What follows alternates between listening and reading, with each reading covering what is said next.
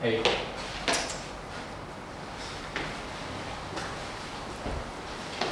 Michael Victor Sianipar. Enaknya dipanggil bro, sis, atau abang? Atau sudah mulai tidak nyaman dengan brosis? Melihat situasi-situasi yang baru terjadi, sepertinya sih kamu dipanggil bro ya? Nih, enaknya dipanggil apa nih? Gak apa-apa bro, itu kenang-kenangan. Oh, bro itu kenang-kenangan. Bro adalah kenang-kenangan. Jadi kita akan panggil bro Michael aja? Boleh. Siap. Atau- Kita ikut perintah kita. Oke, bro Michael Victor Sianipar ini siapanya Sianida? Aduh. Bukan. Oke. Ini orang penting bro. Oh sorry. Ini orang penting bro. Lahir di Jakarta, tanggal 3 Maret 1991. Dengar-dengar nih, katanya Bang Michael mengawali karirnya sebagai staf Ahok. Oh, saya sudah mulai tahu dari sebenarnya. Baru saya mau mulai tadi dong. Staf Ahok saat masih menjabat sebagai Gubernur DKI Jakarta. Apakah betul? Siap, betul. Karirnya cukup cemerlang ya. Cukup cemerlang karirnya. Hey, Maaf. oke. Dengan berita yang beredar di akhir-akhir ini, saya langsung aja bertanya ya, kenapa alasannya keluar dari partai SI? Ya kalau keluar saya sudah di partai itu cukup lama sebenarnya dari 2015 sampai dengan tahun ini. Dan akhirnya memutuskan untuk keluar karena saya merasa apa yang saya mau perjuangkan itu tidak bisa saya lanjutkan lagi gitu di partai yang sudah lama saya terlibat dan turut membangun. Akhirnya saya putuskan saya harus cari cara lain untuk bisa melanjutkan perjuangan saya. Kira-kira gitu sih. Sudah saya duga. Dan saya sejujurnya penasaran. Apa reaksi Bapak jika Bapak mendengar mimpi adalah kunci untuk kita menaklukkan dunia? Ya, setuju bahwa memang kalau kita mau menaklukkan dunia harus punya mimpi yang besar. Tapi bro Michael, kita pengen tahu nih, cita-cita masa kecilnya bro apa nih? Karena udah sampai di titik ini, pasti penuh dengan perjuangan yang sangat berat bro. Cita-cita masa kecilnya Yes. waktu kapan? Waktu SD, waktu SMP, SMA? Oh beda-beda ya? Waduh, masih menjadi zigot. Boleh dong orang. Boleh, Jadi, boleh, dari situ boleh. Apa tuh cita-citanya bro? Kalau boleh tahu. Dari waktu masih SD. SD. Boleh, dari SD. Kalau SD dulu cita-citanya kayaknya jadi profesor sih dulu. Kenapa Bang Michael ingin menjadi profesor? Kayaknya dulu waktu gua kecil gua suka ilmu pengetahuan, baca-baca gitu kan. Oh. Ensiklopedia atau dulu tuh ada apa ya nama bukunya ya? Pokoknya buku-buku yang mengapa begini, mengapa begitu, hal-hal yang Azab gua- bukan. Ada dari buku itu. Ada dulu. Hidayah. Bukan buku itu. Bukan buku ini. Ya, jadi ya gue suka baca-baca dan gue ya suka takjub dengan ilmu pengetahuan dan gue berpikir sepertinya pekerjaan yang seru gitu adalah pekerjaan yang berhadapan dengan ilmu pengetahuan ya jadi profesor gitu kan Oke. ya. Lalu Bang Michael ini awalnya ingin menjadi seorang profesor. Kenapa akhirnya Bang Michael menjadi politisi? Kalau gue jadi politisi gue rasa mulai dari SMA sebenarnya ya. SMA itu dulu gue anak beasiswa di SMA gue, Sombong. salah satu Bukan. sekolah swasta. Itu tidak sama. Swasta. Enggak, maksud konteksnya begini. Jadi pada saat gue sekolah itu, sekolah gue cukup baik, yang terkenal mahal gitu ya. Makanya Ya. gue bisa sekolah di sana karena beasiswa, bukan karena gue mampu membayar biaya uang sekolah. Oh, oke. Nah, sekolahnya kan di Karawaci yang di Tangerang, dan gue tinggal waktu itu seperti Jakarta Pusat. Jauh. Dan gue sering waktu itu pulang pergi naik bus. Dan waktu gue pulang pergi itu ada satu pemikiran yang sering muncul gitu. Gue waktu di sekolahnya mewah, pakai bahasa Inggris. Tapi waktu gue pulang ke rumah naik bus, gue ngeliat anak-anak ngamen di dalam bus. Pakai bahasa Inggris. Enggak, pakai bahasa Itali, masa pakai ya gila. Bahasa Itali. Ini adalah hal deh. Lasin das spaghetti dan cappuccino. Bahasa Indonesia. Iya, pakai bahasa Indonesia. Pakai alat musik apa kalau boleh tahu? Ya, dan gitar ada nyanyi-nyanyi aja tepuk tangan. Oh. Tapi waktu itu gue jadi berpikir kok Jakarta itu atau masa tempat gue tinggal itu ada kesenjangan yang besar. Dan gue juga waktu itu jadi ada di pemikiran gue tuh bingung gitu. Kenapa bisa di satu tempat kita anak-anak masih yang muda dan pelajar gitu punya kesempatan banyak, tapi di tempat yang lain orang-orang yang sudah belajar ngamen. Jadi di sana gue merasa bahwa apakah ini masyarakat yang baik? Realitanya di mana-mana pasti ada kesenjangan. Betul. Cuma di sana gue mulai terinspirasi bahwa gue merasa sudah mulai terpanggil bahwa harus ada perbaikan di masyarakat. Dan waktu itu Bang Michael berpikir Bang Michael ingin mengawali kebaikan itu. Ya gue rasa semua orang muda, gue yakin bukan cuma gue doang, tapi semua orang yang masih muda ada ketulusan itulah, ada ketulusan. Gue percaya bahwa orang punya nurani dan pada saat dia masih muda itu nurani itu masih jernih. Semua orang nuraninya jernih sampai dia KPR rumah. Ada saat itulah nuraninya kotor. Dengan kepintaran Bro Michael punya wawasan yang tinggi, beasiswa, niat yang baik itu yang paling penting. Benar. Sekarang mau melangkah kemana nih? Apakah ke sini? Bukan? Atau ke sini? Setelah kau pergi dari yang warna merah, kira-kira mau kemana nih? Betul. Sepertinya bro sudah mulai memikirkan ya. Sebelum lu jawab, saya juga tidak tahu kenapa jadi betul di sini. Hei, Aldo, Maksud untuk kita tidak menyakiti. tidak menyakiti, saya juga tidak tahu. Bro, Ya. tapi ada yang ganti kerudung sebenarnya. Silakan bro, jawab. Oke bro. Iya. Langkah kemana? Langkah gue rasa dalam perjalanan ya, kita kan pasti ada pilihan ke kiri ke kanan.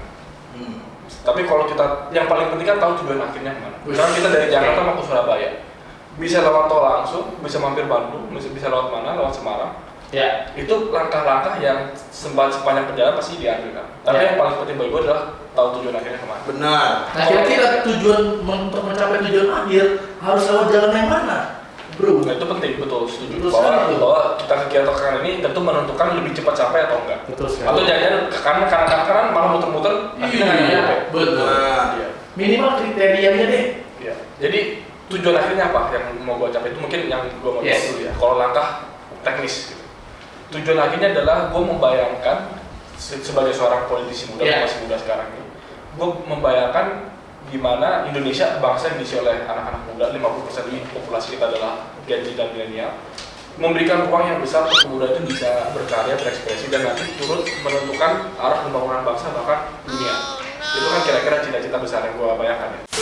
kalau boleh kita tahu, partai yang menurut Bang Michael Sianipar adalah partai yang cocok, itu kriterianya seperti apa? Oke, pertama semua partai pasti ada plus minus. Kita seringkali kan melihat rumput tetangga lebih hijau. Jadi gua rasa kita juga harus realistis, ekspektasinya jelas.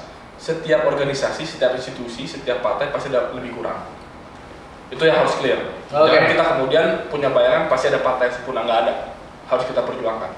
Yang kedua, gue juga punya keyakinan semua partai harus bertransformasi. Betul. Semua partai harus naik kelas. Bukan cuma partai di mana nanti gue menentukan mau bernaung di mana yang naik kelas. Semua partai harus naik kelas. Ibaratnya kita nih pelajar sekolah SD, misalnya gue SD kelas 4. Gue mau naik kelas. Ya gue mau dong naik kelas. Kalau bisa juara bagus. Gitu. Oke. Tapi gue berharap semua pelajar angkatan gue juga naik kelas. Karena gue yang kita perjuangkan kan ini kan bangsa. Benar. Bukan sekedar golongan. Gitu. Jadi itu prinsip kedua yang gue punya bahwa semua partai. Jadi pertama semua partai ada plus minus. Yang kedua semua partai gue juga berharap bisa bertransformasi. Pertanyaan ketiga adalah kalau gue mau mendorong visi itu, partai mana yang paling tepat gue masuk sekarang? Kriterianya? Iya. Partai mana yang paling tepat gue masuk? Tentu kan kita harus memilih. Betul. Gue berharap semua partai naik kelas, iya, tapi kan kita harus pilih salah satu. Betul. Benar. Ya gue berharap partai yang gue masuk nanti itu bisa memberikan gue ruang untuk menunjukkan contoh transformasi yang bisa kita capai. Iya. Sehingga itu bisa menjadi inspirasi bagi partai-partai, semua partai untuk kemudian turut merasa terdorong melakukan transformasi itu. Jadi yang gue butuhkan adalah sama seperti anak muda pada umumnya, yang kita butuhkan adalah ruang berekspresi, ruang berkarya, Dan ruang guru. ya jadi ruang itu yang gue butuhkan.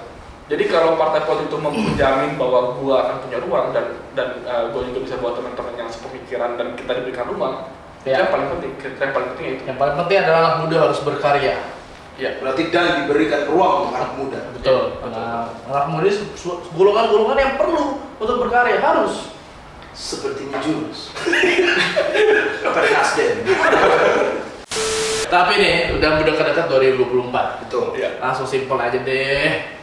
Presiden dukung siapa? Musisi kah? Atau yang rambutnya putih, jidat berkerut? Atau yang rambutnya putih, jidat berkerut, berotot dan berkuis? Siapa itu Aldo? Paman saya. Boleh dong, mendukung paman saya.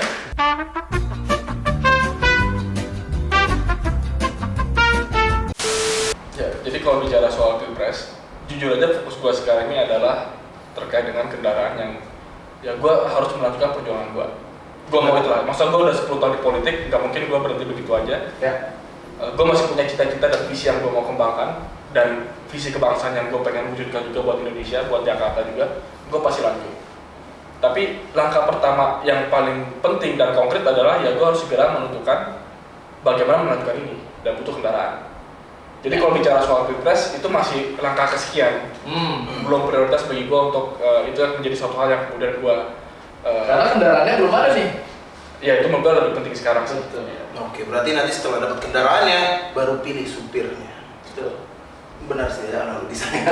Benar. Saya rasa bagus. Analoginya kurang masuk akal. Connect dong, ya, mungkin connect. Ini maksud saya bukan kendaraan, maksudnya bukan bis atau kereta gitu maksudnya. Kalau gitu kita langsung saja ke inti dari semua yang kita lakukan dari Mondar Mandir AB 7 kali ini. 8. 9. Bang Michael Victor Igbonezo. Victor Sianipar. Victor Sianipar. Dengar-dengar dukung Anies nih. Saya mendengarkan celuntungan apa sih namanya, selintingan Fakta dari netizen. yang bilang Bapak dukung Anies. Benar Pak. Bagaimana pendapat Bapak?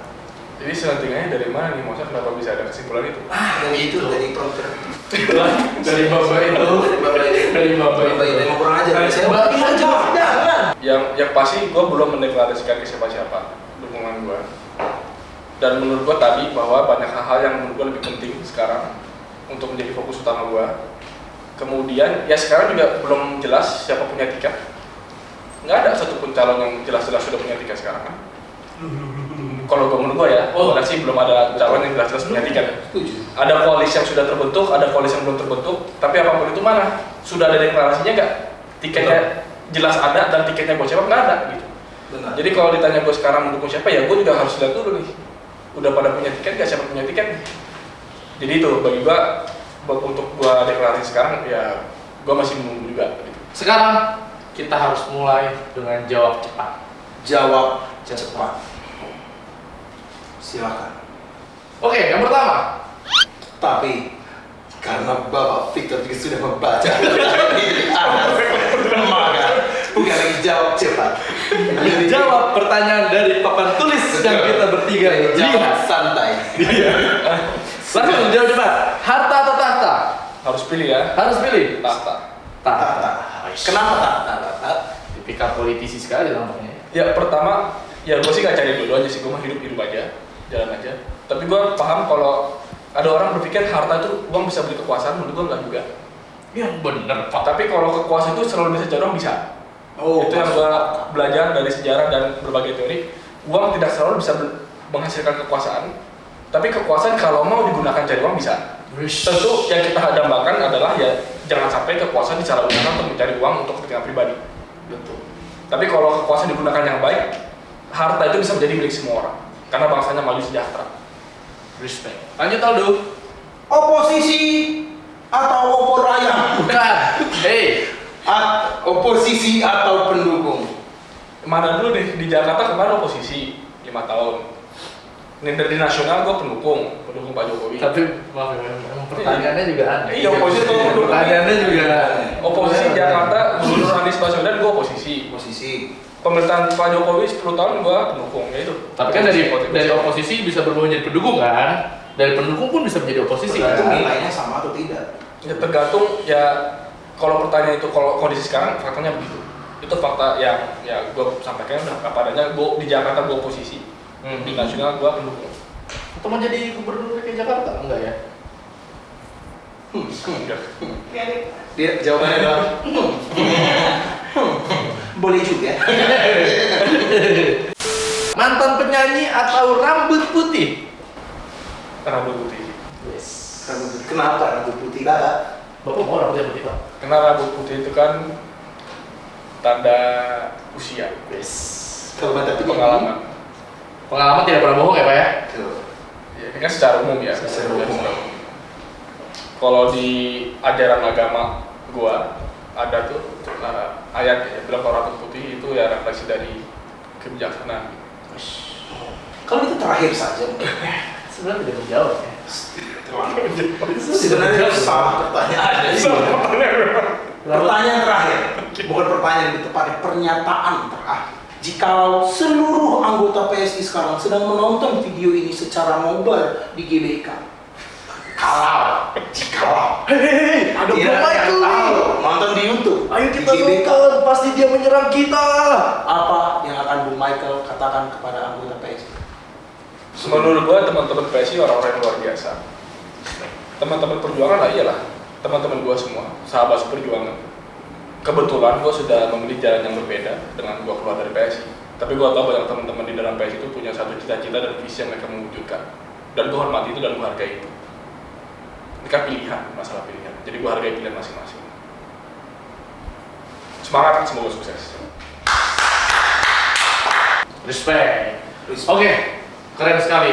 Dengan semua pertanyaan yang dijawab dengan padat, singkat, padat, dan jelas, kita harus nyatakan lalu bahwa Bro Michael lolos dari investigasi komisi. Dia nyaman, dia aman. Nyaman dan aman. Dia bersih. Ya, Sudah mandi. Begitu. Terima kasih. terima kasih teman-teman yang sudah menonton. Terima kasih. Langsung saja, kira-kira kita harus menginvestigasi siapa lagi selanjutnya. Langsung saja. Langsung saja kita nunggu dia jawab dulu. Langsung saja. Tulis nama-namanya di kolom komentar di Bawah. samping sini karena ini sosial media. Betul. Mungkin gue juga. Terima kasih. Yang Thank you. I love you all. Iya. Ini adalah kunci.